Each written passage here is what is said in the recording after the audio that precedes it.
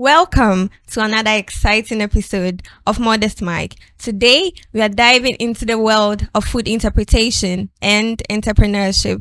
Joining us today is a remarkable food interpreter and an entrepreneur. Join us as we welcome Nasiba. Welcome, Nasiba. How are you doing? Thank you. We are so happy to have you here I'm today. so happy to. Who is Nasiba? Well, I would describe myself as smart, Okay. ambitious, and a go-getter. Yeah. Okay. What do you do? Well, aside my business, like the reason we are here today, I work. I went to UPSA. I offered accounting. Okay. So I'm on the field of being an accountant. Okay. So aside that, I have a side hustle. That's the food That's business. the food. Yes. So, what inspired you to go into cooking? Well, it's a very long story, but I'll try to make it short. So let's talk about the journey on how everything started and how I've come this far. So I would say that for my food journey, it started when I was little, Okay. where I used to cook a lot with my mom in the kitchen, and she realized that most of the time she's the one doing the cooking, but there hasn't been any time where she would give me a task to do. So she decided that she was going to connive with my dad, and then they were going to give me a task to do. So my dad came up and he was like, today I'll have to prepare his favorite food for him, whether I like it or not. And I'm actually going to do it alone. I was so angry because I'm like, how can you at that time I was kind of like 12 or 15, because I was like, how can you make me do that work? But he insisted and he gave me money that I should go and buy the ingredients. So, but at that time when I used to help my mom in the kitchen, I wasn't really paying attention because I'm just helping her. Right. So, so he gave me the money. I went out to get the ingredients.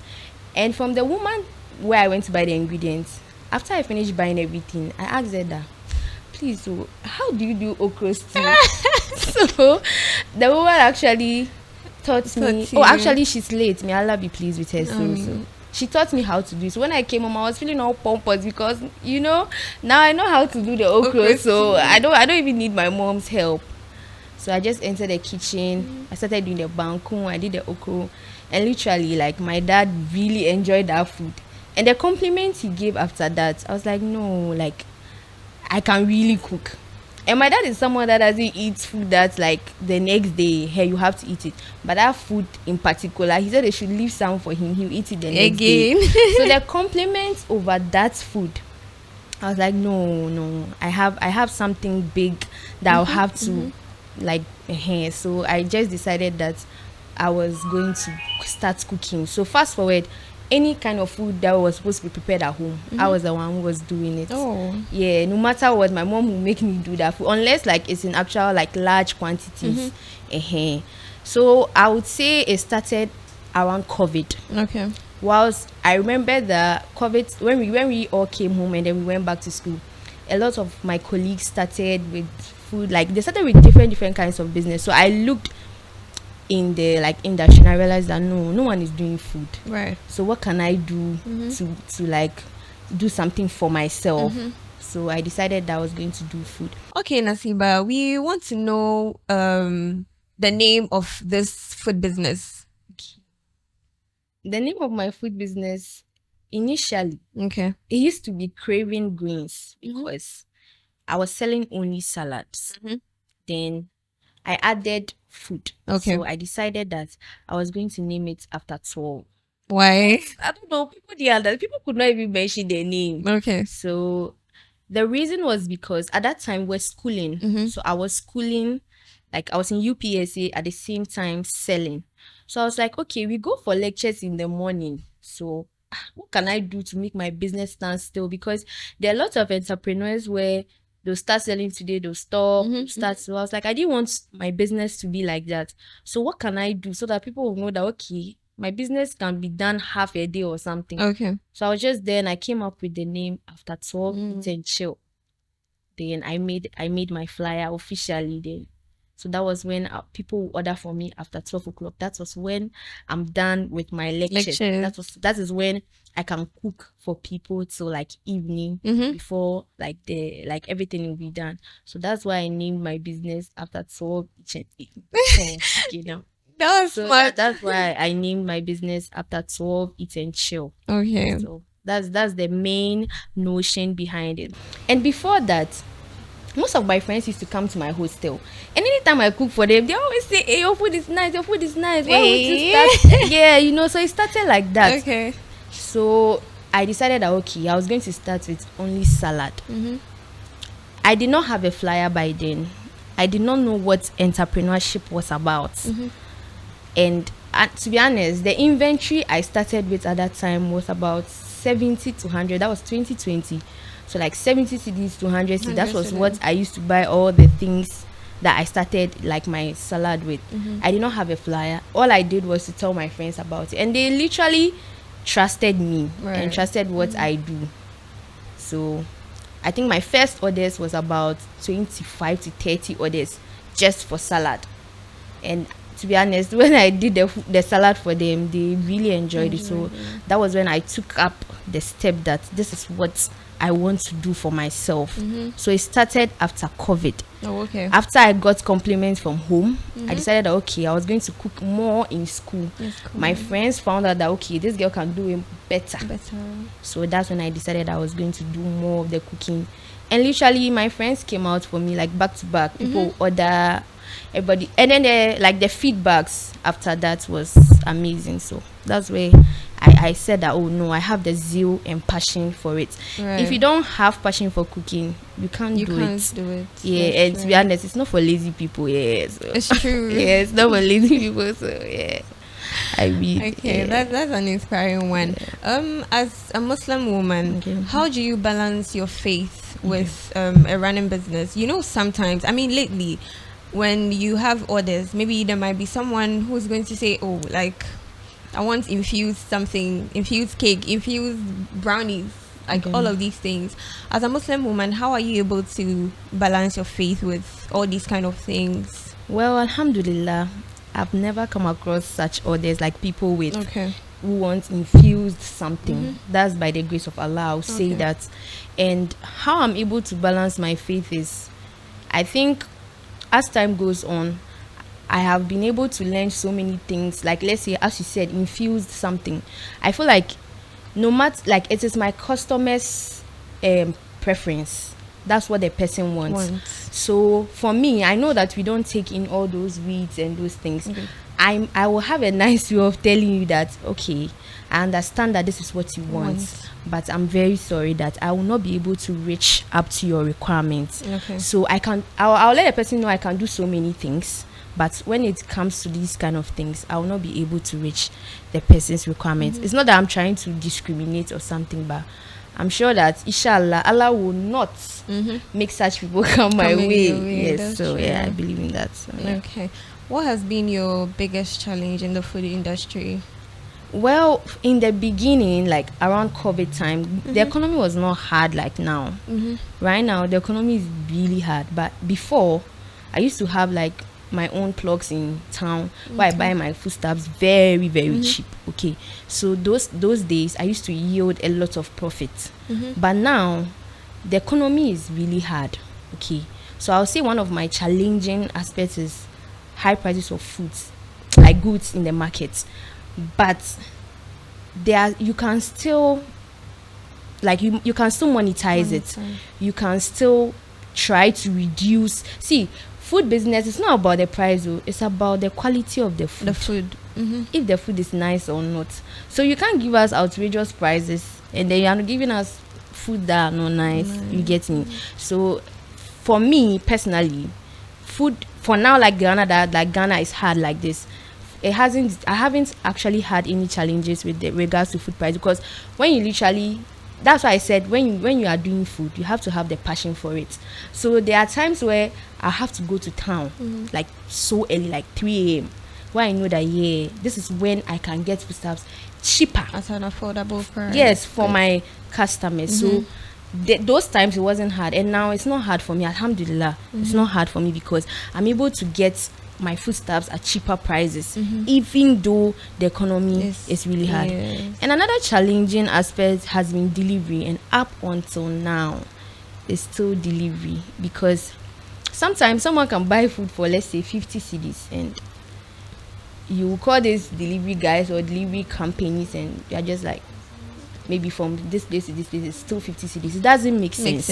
Right. So sometimes I have to compromise and pay like part of it, just because I want my customers to have a like good feel of whatever they are buying. Right. So I usually compromise sometimes to pay at least half of it so that the food can get to them. So delivery up as at now is still a main challenge to me, and I'm working on it, to be honest.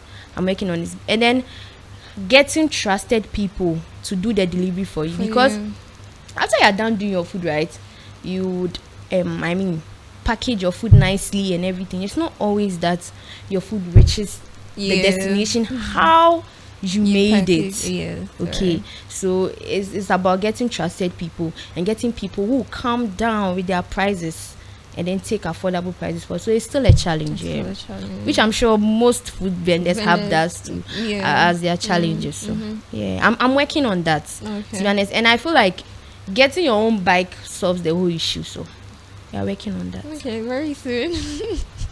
Okay, so what has been your proudest moment so far in your career?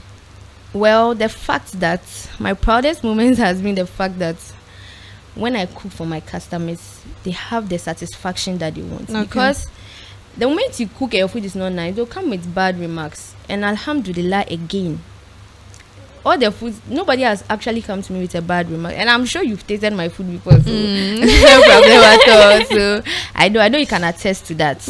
Yeah, so it has like just for my customers to have good satisfaction. That has been my proudest moment. And also my proudest moment has also been that I'm a very quick learner when it comes to anything food. I literally traveled like 3 days to go and learn how to do cake. And when I came back home, my first project was like myself. I just said, I'm like, God, yeah, don't just letting me down in this. Like when I baked the cake, I realized that no, like this is it. Like, because to learn how to bake, it doesn't take 3 days. It doesn't take 1 day. But I literally forced to do that. It wasn't even up to 3 days, but I would say it because it was a very long travel. And shout out to my girl, she actually did well, to be honest, and it was for free. She taught me because she saw that I had passion for it. So she taught me, and I came home, and up until now I've not gone to anybody to go and learn. From what I learned from her for 3 days, that is what I do for my customers. So that has been some of my proudest moments when it comes to my food business. And another thing is that this food business or this entrepreneurship thing I'm doing has been able to make me to provide for myself. I know that as ladies as we are, our parents provide for us, and all of that. But it's not everything that, because of what I do, it's not everything that I tell my parent that I need. So with what I have put up, I'm able to do little things for myself, and that is actually the main aim of being an entrepreneur, to be independent and to be able to provide for yourself. You get, so that these kind of things have literally been my proudest moments when it comes to entrepreneurship or my food business. Okay, that's interesting.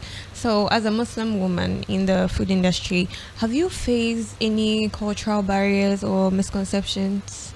No, I have not faced any cultural barriers. If I understand your question correctly, those who buy for me don't even know I'm a Muslim. Okay. So I don't think anybody would text me to ask me if I'm a Muslim or not before the person will buy from me. You get me? So I have never faced any cultural barriers. All I do is make sure that I cook well, and I take my time to package my orders so that it reaches my customers' destination. So I have never come across any cultural barriers. Okay. No. That's great. Yeah. So your food business or whatever you're doing right now, has it positively impacted your local community or the Muslim community? Oh yes. I would say yes, because most of the time I get like people to pay me, Okay. especially during Ramadan, because of what I do and how I do it better. I get people to pay me that, okay, I want you to cook for this mosque. I want you to do this for this Okay. mosque. So they entrust me with such responsibilities, and I literally like deliver, cook, and send. Even my own mom literally makes me do that for her. She's like, Okay. oh, I have to do this for her so that we give it out during Ramadan. And it's all part of the sadaqah. So that is how it has affected me in my Muslim society. And if it comes to like being around mosques and things, anytime my food goes there, people are happy because the kind of remarks I get, they're like, hey, after 12 is in, after 12 is in. So everyone is happy about how it's so that's how I've impacted. I like give a lot, even myself during Ramadan. If not that people will come and bring that, oh, do this for this mosque, myself I give out during Ramadan okay. because of my passion for what I do. You know, during Ramadan, because you're fasting, you're tired, you're this, but I try as much as I can to deliver. Yeah, do that. Okay. So, do you have any plans of? Have you ever joined, maybe being a part of a competition, or do you have any intentions of doing something like that? Oh no, I have come across most of them, like these things they do. And you're going to? Do you think you would always be present there to No, supervise, or because of the work I do. Because to be honest, as I'm working now, there are times where around 7, like when I'm back from work, someone will call me, please, I want an order the next day in the morning. And my place, the work starts at 9. The work starts at 9, you see. So while the work starts at 9, I know that at that 7, I have to leave the house, go and get the things I don't have, and then do the order for the person. Okay. So with that one, especially, they are large baskets, breakfast baskets. So I'll have to wake up 3, after that I'll finish all these things at 6, I'm done. Then I know that I'm now going to work. So you see the stress in it. So I understand that even if alhamdulillah or inshallah, I open a shop by the end of this year, I will definitely have to hire people. It's not always going to be me there, because it's not easy handling 2 things at the same time. But let's see what Allah has for us. Let's see what Allah has for us. Yeah. Okay. What aspects of your food business do you think makes you different or unique from other food vendors? Well, I'll say the quality and price. Okay. Yeah, quality and price. Because when it comes to good quality, I trust my recipes. I know myself, and I know what I give out to people. And I know the kind of, and most of the time, to be honest, most of my customers, they all come from recommendations. Okay. Someone has recommended me.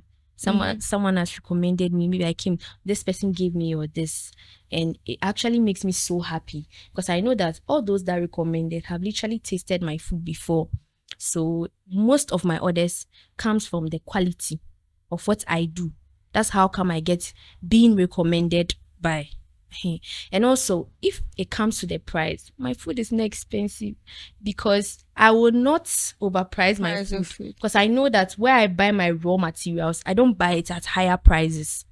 So I'll make sure that it's moderate for everyone that a normal Ghanaian can afford. Because that should be the main aim of the whole food business. You can't overprice your food and expect that a normal person that doesn't have a job to do or something, or doesn't get a lot of money in a day, you should be able to do the food in a way that everyone can afford.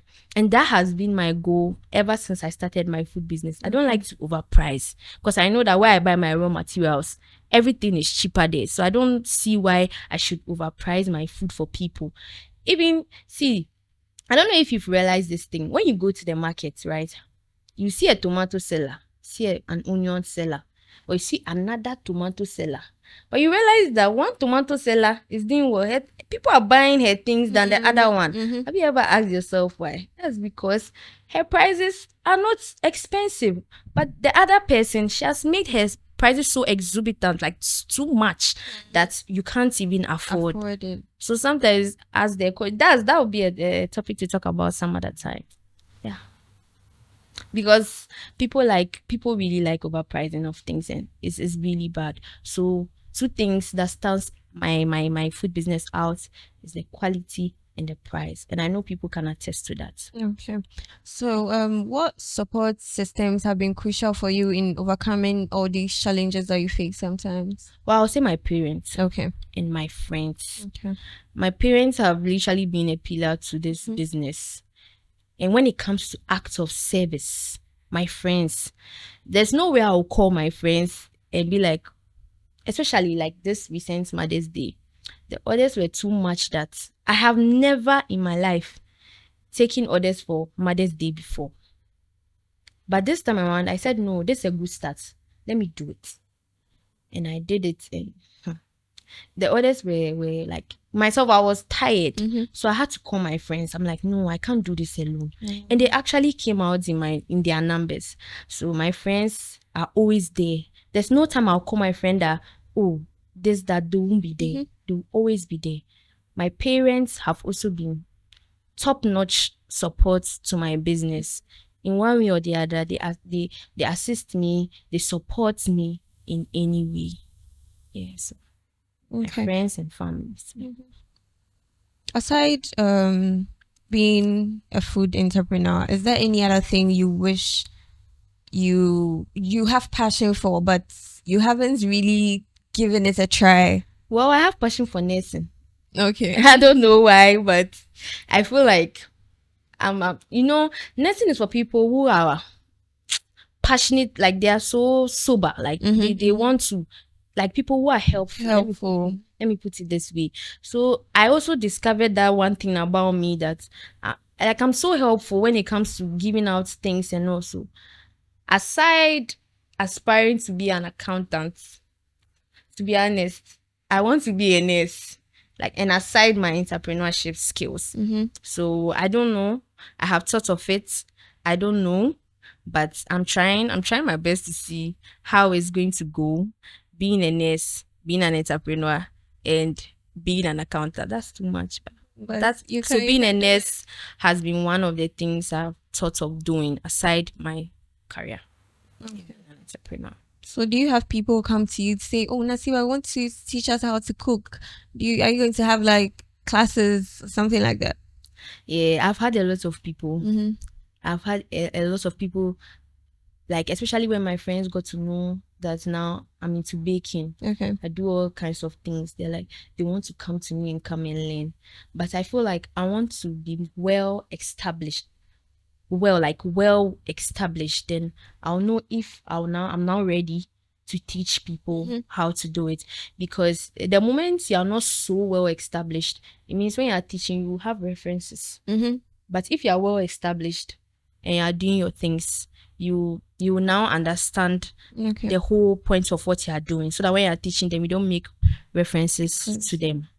So I want to be well established before I'll think of helping people to reach that goal. Because there are so many people out there that would want to cook, but they don't know how to cook. Because look, I can stand there that, okay, let's say two people are going for a competition. I can stand there that I'm cooking, the other person will cook. When I cook, my food can be nicer than the other person, but it's the same ingredients that we are all using. Yeah. So cooking really comes with a lot of passion. If you don't have passion for it, no. If you don't have passion for it, you won't be a go-getter. Okay. In this aspect. No. You won't. So there are young ones who aspire to be like you, right?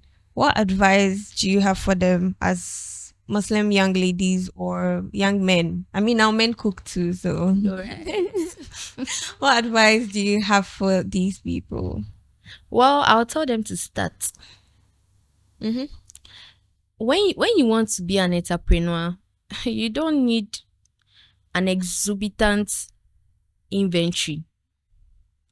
Because as I stated earlier, in 2020 when I started with an inventory of 70 to 100 CDs. I can't remember the specific price, but it was between that price range. I was not having anything, but I am where I am today because I started. Okay. Do you get me? So all I'll tell them is that they should start. They should be themselves. They should be consistent in whatever thing they want to do. Okay. They should have passion for it. Because the moment you don't have passion for cooking, there's no way you're going to reach you will not be a go-getter. Okay. And cooking comes with a lot of sacrifices, which I know you've heard me say it. It comes to a lot of sacrifices. You have to be able to do what you are supposed to do to make your customer feel okay. Because the moment you are not able to reach that goal, you always have issues. And to be honest, alhamdulillah, I wouldn't say I've not really had like people say negative things about them. It's just normal. Yeah. It's normal to get all those things, but you should not even take offense in it. You should try to work on it and be perfect. Even though you're not, but you should try to work on it to make it nice. So all I'll tell the young entrepreneurs out there is that you should start. And also, I know that social media like YouTube is there where you can go and learn all your recipes and things, but it's not everything on YouTube that will make you get where you are. Okay, you have to go to the field. You have to go and learn from a chef before you can reach there. You can learn on YouTube. I do learn on YouTube sometimes, but I've realized that no, it's not all YouTube. You have to learn it. Like, I have to go to people who are into the industry to learn before you can reach where you are. So they should start, they should be consistent, and they should be ready for all kinds of challenges that comes with it. And they should be prayerful. That's one thing. And they should put everything in the hands of Allah and believe in it. They'll be fine. Okay. That's all I have to tell them. Thank you so much. Thank you for honoring our invite today. Thank you. Okay. We heard from Nasiba. She's got a lot to say to us, and I hope that we follow her advice. Be dedicated, and please don't forget to subscribe, follow, like, and share. Usama Napari Mabruk is my name, and I am your host.